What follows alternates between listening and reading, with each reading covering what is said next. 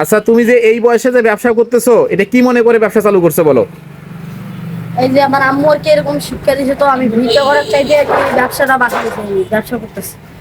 মানে ভিক্ষা করার থেকে কর্ম করা অনেক ভালো, এই এই তোমার আম্মু তোমাকে শিক্ষা দিছে।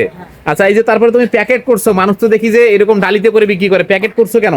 আগে যখন ডালা যখন মানে যে ব্যবসা করতাম, তখন হ্যাঁ। ডালা থেকে আর কি মানুষ বাদাম উঠে উঠে খাইতো আর কি, একটা ওইখানে চলে যেত।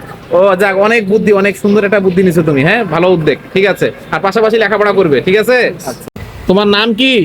মোহাম্মদ রাশেদ ইসলাম। আচ্ছা, এই প্রতিদিন কত টাকার বাদাম বিক্রি করো? 1000, 1100, আচ্ছা, 1100 টাকা বাদাম বিক্রি করলে কত টাকা তোমার লাভ হয়? 700, 600। তুমি এই বয়সে 6 থেকে 700 টাকা প্রতিদিন ইনকাম করো? আচ্ছা, এই উদ্যোগটা তোমাকে কে দিছে? এই উদ্যোগটা আমার আম্মু আমাকে বলছে। তোমার আম্মু। তোমার বাবা কি করে? আব্বু অসুস্থ। তোমার আব্বু অসুস্থ। তোমার বাসা কোন জায়গায়? শ্রীবন্ধ বাসুদেবপুর মডেল স্কুল। দিনাজপুর জেলা চিরিরবন্দর থানা বাসুদেবপুর মডেল স্কুলে। তুমি কি লেখাপড়া করো না? না না, বড় করি না। লেখাপড়া করো না?